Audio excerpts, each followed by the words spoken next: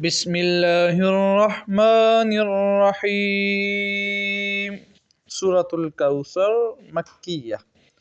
انا بے شک ہم، اعطیناکا ہم نے آپ کو عطا کی، الکوثر خیر کثیر، فصلی پس آپ نماز پڑھیں، لربک اپنے رب کے لیے، وانحر اور قربانی دیں، ان بے شک شانئک آپ کا دشمن، ہوا وہ ہوگا، الابتر بے نام و نشان۔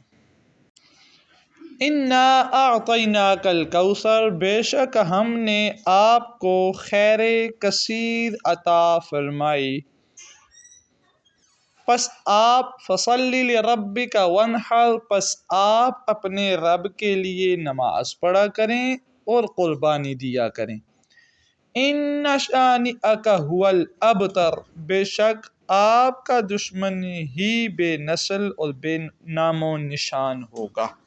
سورۃ الکوثر یہ ایک مکی سورہ ہے اور 30ویں پارے کے اندر 108 نمبر سورہ ہے۔ اس سورہ کے اندر 3 آیات ہیں۔ یہ قرآن مجید کی سب سے مختصر، سب سے چھوٹی شارٹ سورہ ہے، اور معنی کے اعتبار سے یہ قرآن مجید کی بہت ہی وسیع سورہ ہے۔ اس سورہ کے اندر اللہ تعالیٰ نے اپنے پیارے حبیب کو ایک خوشخبری سنائی۔ اس کا شان نزول یہ ہے کہ حضور اکرم صلی اللہ علیہ وآلہ وسلم کے صاحبزادے حضرت قاسم علیہ السلام جب ان کا وصال ہوا تو کفار نے بڑی خوشی منائی۔ پھر اس کے فوراً بعد آپ کے دوسرے صاحبزادے حضرت عبداللہ کا انتقال ہو گیا، جس پر عاص بن وائل، ابو لہب، ابو جہل، یہ سب لوگ جتنے کفار تھے، انہوں نے خوشخبریاں، مٹھائیاں بانٹیں، خوشخبریاں سنائیں، لوگوں کو جا کے جو ہے وہ خوشخبری سنائی کہ دیکھو تم جسے نبی کہتے ہو وہ تو بے نام و نشان ہے، نعوذ باللہ بے نسل ہے، لا ولد ہے، اس کا تو کوئی بیٹا نہیں رہا۔ تو اب جب وہ ان کا وصال ہو جائے گا، وہ اس دنیا سے چلے جائیں گے، تو ان کے پیچھے ان کا نہ کوئی خاندان رہے گا، نہ کوئی بچہ رہے گا، نہ کوئی اولاد رہے گی، تو اس لیے وہ بے نام و نشان ہو جائیں گے، ان کا نام ہی مٹ جائے گا، ٹھیک ہے۔ اور پھر اس نے کافروں کو کہا کہ جب ان کا وصال ہو جائے گا تو تم ساروں کی جان چھوٹ جائے گی۔ تو اب جو ہے ابو لہب، ابو جہل، عاص بن وائل، بڑے بڑے جو سردار تھے، انہوں نے خوشخبری جو ہے وہ لوگوں کو سنائی، مگر اللہ تعالیٰ نے اس کا جواب قرآن مجید کے اندر دیا۔ اللہ تبارک و تعالیٰ نے ان لوگوں کو جواب دیا کہ تم لوگ جو حضور اکرم صلی اللہ علیہ وآلہ وسلم کو لا ولد کہتے ہو، حضور صلی اللہ علیہ وآلہ وسلم وہ ہیں جن کو ہم نے کوثر عطا فرمایا۔ اب اس کوثر کے بہت سارے معنی ہیں۔